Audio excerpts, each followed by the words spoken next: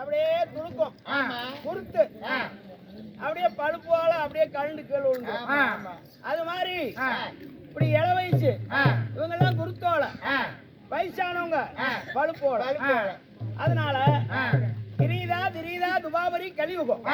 4 யுகமாக இந்த கோயில் இப்படியாதான் இருக்குது கூத்து ஆடிக்கிட்டே இருக்குது கூத்து ஆடிகளும் செத்து போயிட்டாங்க கூத்து பாத்தீங்களும் செத்து போயிட்டாங்க ஏன்னா இந்த பூமி யாருக்கும் சொந்தம் கிடையாது இதோ உயர்ந்து பறந்து வளர்ந்து இருக்கிறதே இந்த மரம் இந்த மரத்துல இருக்கிற ஆணி வேறு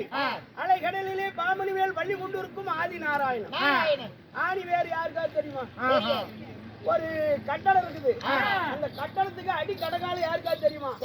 பெயிண்ட் அடிச்சா கலர் கலரா அதைத்தான் பாக்குறாங்க அத்தனையும் சுமந்துகிட்டு இருக்கிறது அடி கடகால் யாருன்னு தெரியாது அரைஞ்சு போயிருக்கு அதனால இந்த ஆய் பச்சா கோயில்ல இங்க உள்ள பொதுமக்கள் அனைவர்களும் நமது நாடகத்தை கண்டு களிக்க வந்த ஒரு கலையும் அழகும் ரசிகர் இல்லைன்னா அதுக்கு பெருமை ரசிப்பு தன்மை இருந்தாலும் அதுக்கு ஒரு பெருமை அதனால அழகும் கலையும் ரசித்தாத்தான் பெருமை ஒரு வீட்டுல ஒரு பொட்டை பிள்ளை இருக்குது அழகா இருக்குது அந்த வீட்டுக்கு வர உரம்புற இல்ல இந்த பிள்ளைய கூட்டிட்டு ஒரு கல்யாணம் காட்சிக்கு போறோம் எப்படி அது 6 வீட்டு பிள்ளைடா இல்லன்னா அப்படி இருக்குன்னு நமக்கு மறுபடியும் வரணும்டா அப்படின்னு ஒரு மாமியா மாமனா ஆசைப்படுவாங்க அந்த பிள்ளைக்கு ஒரு பெருமை ஆமா ஒரு பையன்